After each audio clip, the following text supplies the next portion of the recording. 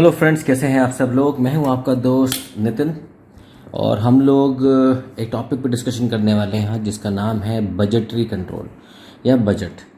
ये cost accounting का एक टॉपिक होता है और यकीन मानिए कि बहुत सारे लोग इस टॉपिक को पढ़ाने के लिए बहुत सारे टाइम लगाते हैं, but it is a matter of only few minutes. 30-40 minutes में आपको चैप्टर ख़त्म हो जाता है और आप अच्छे से इसको समझ लेते हैं। तो कोशिश वही करता हूँ जो मैं हर बच्चे को पढ़ाता हूँ, जैसे तो आपको भी वैसे ही पढ़ाने की कोशिश करता हूँ। टॉपिक का नाम है बजट। और अभी पहले इसके अंदर हम डिस्कस कर लेते हैं छोटी मोटी बातें। पहले बजट की जब हम बात करते हैं दोस्तों, तो बजट हम बनाते क्या है, बजट होता क्या है। आई होप कि समझ आ रहा होगा, दिख रहा होगा, कोई दिक्कत नहीं है। बजट होता कुछ नहीं है, इट्स एस्टिमेट। पहली बात तो याद रखना कि ये एस्टिमेट होता है, ये कभी भी एक्चुअल नहीं होता। जब कभी भी हम कोई भी काम दुनिया में करते हैं, चाहे वो सेल्स हो, प्रोडक्शन हो, परचेज हो, एडमिनिस्ट्रेशन ओवरहेड्स हो, फैक्ट्री के ओवरहेड्स हो, जितने भी नाम आपने कॉस्ट शीट में पढ़े हैं। कॉस्ट शीट में इसलिए बोल रहा हूँ कि कॉस्टिंग की बात करनी है, इसलिए मैं जनरल बातें नहीं करूँगा। कॉस्ट शीट में जितने भी आपने नाम आज तक पढ़े हैं, जिसमें आपने शुरू किया prime cost, factory overheads, administrative overheads, selling and distribution overheads, इन सब नामों के आप अलग अलग बजट बना सकते हो।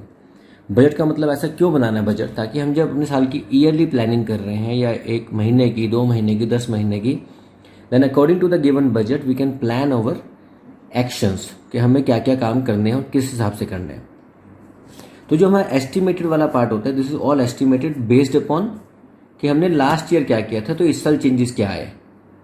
अब हमारे पास, जैसे हम लोगों ने बात की थी कि कॉस्ट 2 तरह की होती है, एक होती है फिक्स कॉस्ट, एक होती है वेरिएबल कॉस्ट।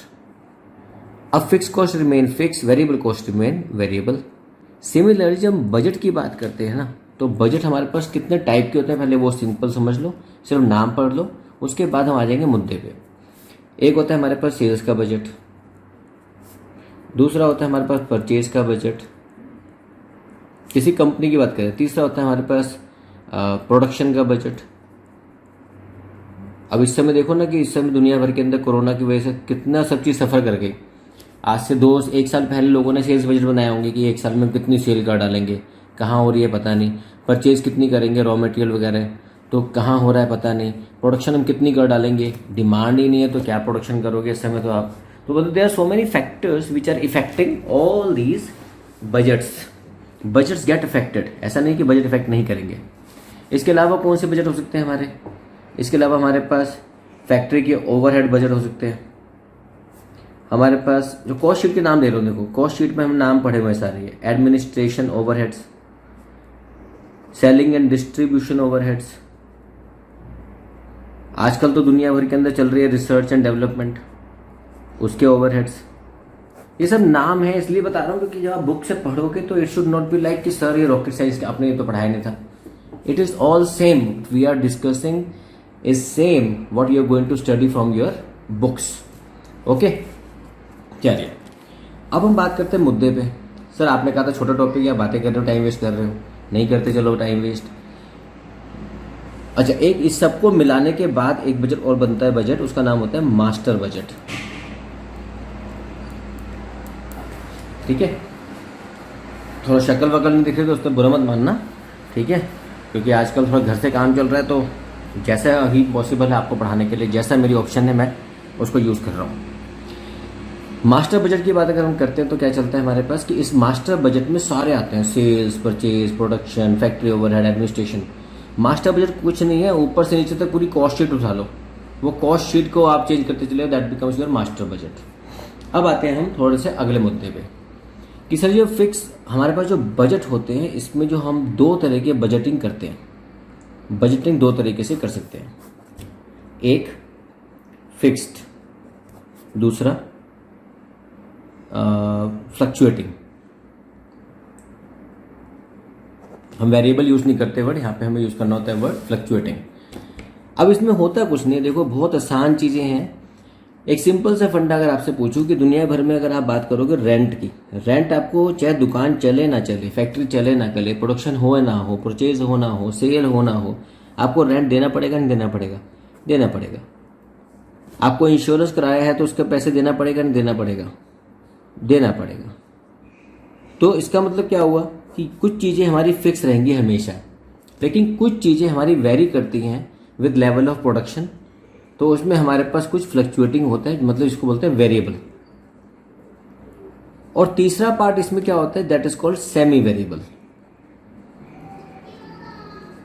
अब इसका मतलब क्या है? इसका मतलब बहुत सिंपल है दोस्तों, यहाँ तक की कहानी आपको समझ आ गई होगी, तो मैं एक छोटे से पेज पे आगे बढ़ता हूँ and then this chapter will almost be clear. आप उसके बाद उस तक ही छोड़ दो, चलो यहाँ तक पढ़ लिया, समझ आ गया, अब आगे बढ़ते हैं।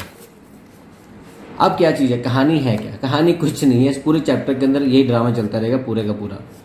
एक कंपनी की ऑलरेडी, अब देखो ऐसे समझने की कोशिश करना, जो मैं छोटा एग्जाम्पल लेकर समझा रहा हूँ, और इस चैप्टर को मैं यही खत्म कर दूंगा, इसके बाद कुछ है नहीं इस चैप्टर में। फिर आपको लगेगा कि सर ये टॉपिक हमारे सिलेबस में ज़्यादा है, आप बता दो, मैं टॉपिक बना दूंगा। एक कंपनी है, उसकी कैपेसिटी है 1000 किलोग्राम वो सामान बनाता है, सपोज एग्जाम्पल है। वो रेंट देता है 10,000 का जो फिक्स है, वो डेप्रिसिएशन लगाता है मशीनरी पे 2000 का। ये अब देखो मैं क्या लिख रहा हूं, ये 60% फिक्स है, 60%। वो इंश्योरेंस कराता है 2000 का, ये फिक्स्ड है। उसने लाइटिंग का खर्चा किया, लाइटिंग पे खर्चा किया 1000, ये वेरिएबल है, इसका कुछ लिखा नहीं, लेकिन समझ आएगा लाइटिंग है तो वेरिएबल है। उसने वाटर बिल वगैरह दिया, उसने वाटर बिल दिया 1500 का, जिसमें से 70% फिक्स है। हो क्या रहा है, मतलब सारे आइटम आपको गिवन होंगे क्वेश्चंस के अंदर, आपको मालूम होगा कंपनी की कैपेसिटी कितनी है, कितना नहीं है, कितना खर्चा वो कर रही है, कहाँ कहाँ पे उसको उतने पैसे देने हैं। तो आपने क्या करना है, अब आपको क्वेश्चन में आएगा कि find out, make out the budget. ये छोटा एग्जाम्पल दे रहा हूँ, उसका क्वेश्चन आपको दिखाऊँ कैसे आता है। थोड़ा एक्स्ट्रा साउंड वगैरह आएंगे बाहर के, तो आप मेरी आवाज़ पर फोकस करना, no need to worry about the external sounds. वो कहता है कि अगर हमारी कंपनी चाहती है कि इस बार 2000 का हमारे किलोग्राम की हमारी प्रोडक्शन हो, तो हमारे खर्चे कैसे होंगे। तो हमने करना क्या है दोस्तों, देखो सिंपल सा क्वेश्चन है, इसका कुछ नहीं करना, ऐसे ही पेपर में आते हैं। आपको बोला कि 2000 किलो के लिए कितना आपका खर्चा आएगा, तो आपने कुछ नहीं करना, आपने सिंपल चलना है। रेंट 10,000 का फिक्स है, अब 10,000 का फिक्स है तो चाहे 1000 किलो बनाओ, चाहे 2000 किलो बनाओ, चाहे आप 3000 किलो बनाओ, रेंट विल रिमेन सेम। हमने कहा फिक्स रहेगा ऑफ कोर्स। ये तो डेप्रिसिएशन 2000 का था, 60% फिक्स है, तो 60% कितना हुआ, इसका फिक्स वाला पार्ट कितना हुआ, 1200, 1200 का तो फिक्स हो गया। तो इसका मतलब वेरिएबल वाला पोर्शन कितना है, ये हो गया फिक्स। आपको ऐसे ही लिखना होता है वहां पे, और वेरिएबल कितना होगा, आपको दोनों को ऐड करना है एक तरह से। तो वेरिएबल कितना होगा, तो हमने कहा सर वेरिएबल है 40%, तो अगर 40% मेरा वेरिएबल है तो 2000 का 40% कितना हो गया, 800। तो 800, अब देखो यूनिटरी मेथड की एप्लीकेशन जो बचपन सीखते आ रहे हैं, 1000 किलो के लिए कितना है 800, तो एक के लिए कितना होगा 800 बटे 1000, तो 2000 के लिए कितना हो जाएगा इंटू 2000 मतलब 1600। तो वेरिएबल कितना हो गया 1600। तो टोटल डेप्रिसिएशन कॉस्ट कितनी हो गई 2800, 2800। तो क्या किया हमने, जितना फिक्स है वो फिक्स रहेगा और बाकी जो वेरिएबल उसको चेंज कर दो। This is called fluctuating budget. Insurance fix है तो भैया वो तो फिक्स रहेगा, चाहे 2000 के लिए लाओ चाहे 3000 के लिए लाओ। लाइटिंग 1000 है, डेफिनेटली वो अगर 1000 किलो के लिए 1000 खर्च हो रहा है तो 2000 के लिए कितना खर्च होगा 2000। वाटर 1500 में से 70% फिक्स है, तो 15 सत्ते 105, तो 1050 तो हमारा फिक्स हो गया। फिक्स वेरिएबल कितना हुआ, इसका 30% वेरिएबल है, 30% का मतलब हो गया 4500। तो 4500 वही रूल, 1000 के लिए कितना खर्चा किया 4500, एक के लिए कितना करोगे 4500 डिवाइड बाय 1000, तो 2000 के लिए कितना करोगे, इसका डबल कर रहा हूं मैं तो, खैर एग्जाम्पल ऐसा लिया तो 9000। तो 9000 मेरा क्या हो गया वेरिएबल। तो टोटल कॉस्ट कितनी आ गई, इन सबको ऐड कर दो, तो टोटल कॉस्ट कितनी हो जाएगी 10,000 प्लस 2800 प्लस 4000 प्लस 10,050, 10,050, ये कुछ गलती हुई है। ओ 450 था, सॉरी ये 450 था, तो ये 900 हो जाएगा। तो ये 900, ये 450, तो ये हो गया 900। ठीक है, छोटी मोटी गलती चलती रहती है। ठीक है, अब यहाँ पे क्या करना है आपको, एक क्वेश्चन दिखाता हूँ आपको छोटा सा कि किस तरह का क्वेश्चन आता है और आपको कैसे करना है। ये आपकी बुक के अंदर का क्वेश्चन है एक।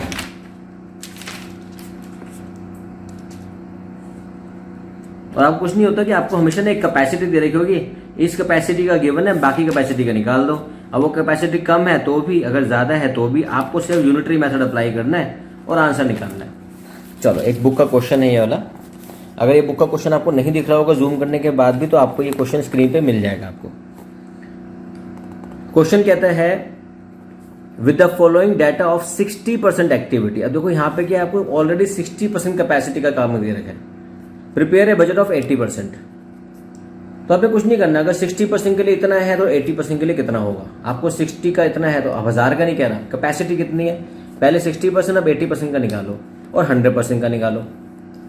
तो प्रोडक्शन एट 60% कैपेसिटी 600 यूनिट्स। तो लॉजिकली बताओ, अगर 60% पे 600 है तो 80% पे कितना हो जाएगा। यूनिटरी मेथड अप्लाई करो, 800 आ जाएगा आपका। 100% पे कितना हो जाएगा, 1000 आ जाएगा आपका, 10,000 आ जाएगा, जो भी आएगा। मटेरियल 100 रुपीज पर यूनिट है तो फिक्स होगा, हमेशा वेरिएबल रहेगा ना।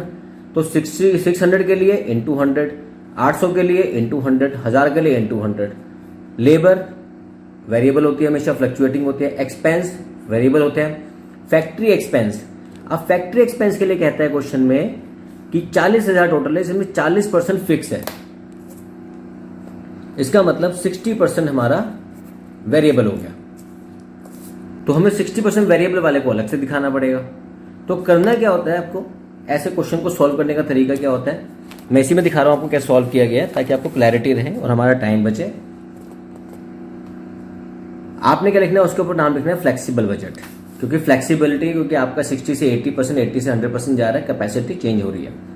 आपने उसकी कैपेसिटी लिखनी है 60%, 80%, 100%। मतलब आपने 3 कॉलम बनाने, जैसे हमने कॉलम बनाया था ना अभी यहाँ पे, वैसे कॉलम बनाने हैं 60%, 80%, 100%। बस उसके बाद सारे नाम एक एक करके लिखते चले जाओ। जो फिक्स है वो फिक्स कर दो, जो वेरिएबल है उसको वेरिएबल में चेंज करके लिख दो। चेंज कैसे करोगे, 60% के लिए कितना खर्चा किया, मतलब 60% के लिए कितना खर्चा किया, तो 1 के लिए कितना करोगे, तो 80% के लिए कितना करोगे, इंटू 80। इस तरह 100 के लिए कितना करोगे, इंटू 100 कर दोगे, तो आपकी कैपेसिटी आ जाएगी। तो क्वेश्चन अगर आप ढंग से देखोगे, जूम करने के बाद दिख जाएगा आपको ये। मटेरियल 60,000 कैसे था, 600 इंटू 100, 80% कैपेसिटी कितनी हो गई, देखो 60% कैपेसिटी 600, 80% हो गई 800, 1000 हो गई 100%। इन सबको आपने प्रोपोर्शनेटली चेंज किया। नाम 1 बाय 1, मटेरियल, लेबर, एक्सपेंस, फिर फैक्ट्री के एक्सपेंस, फिर एडमिनिस्ट्रेशन एक्सपेंस, सब लिखा हुआ है कि 30,000 के एडमिनिस्ट्रेशन एक्सपेंस थे, 60% फिक्स है तो 40% वेरिएबल हो गया।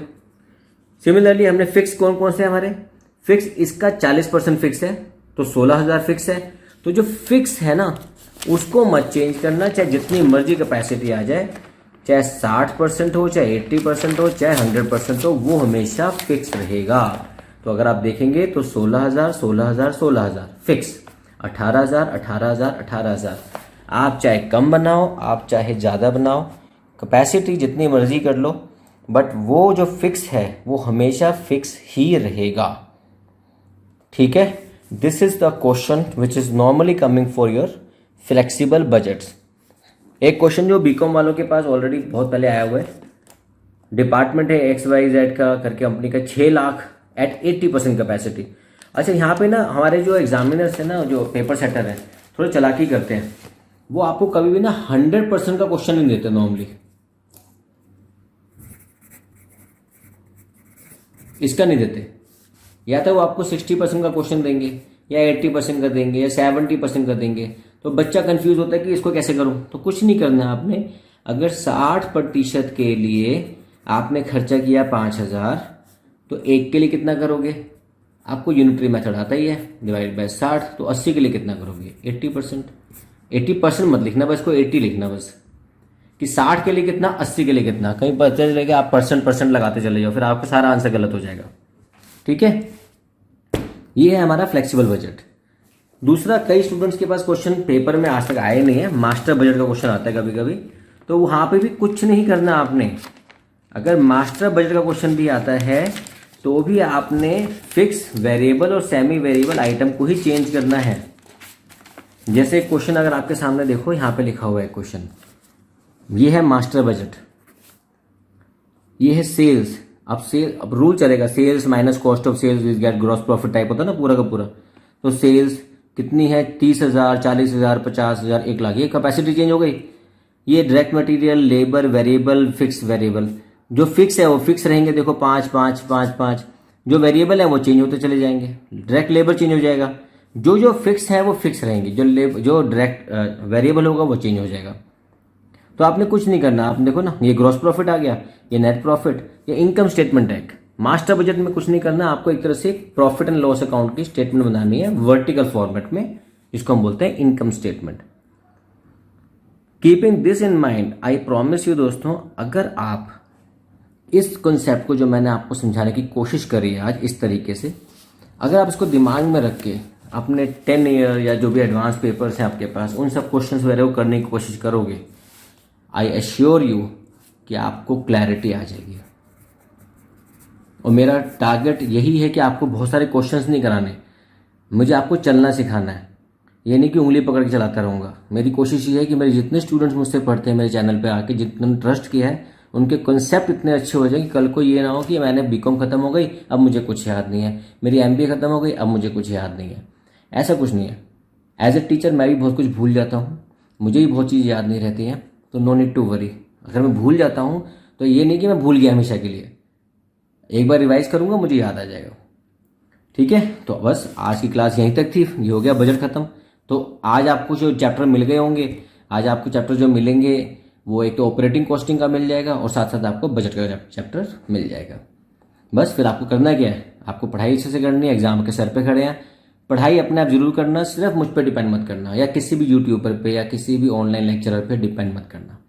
पढ़ाई आपको खुद करनी ही पड़ेगी। और उसके लिए आपको करना क्या है, जाने से पहले एक ये बटन है लाल रंग का, उसके नीचे एक सब्सक्राइब लिखा होगा, उसको दबा दो। एक घंटी बनी हुई है उसको दबा दो, और प्लीज़ वहाँ पे एक शेयर का नाम है, अपने सारे दोस्तों को शेयर करो चैनल, क्योंकि सबको पढ़ना है।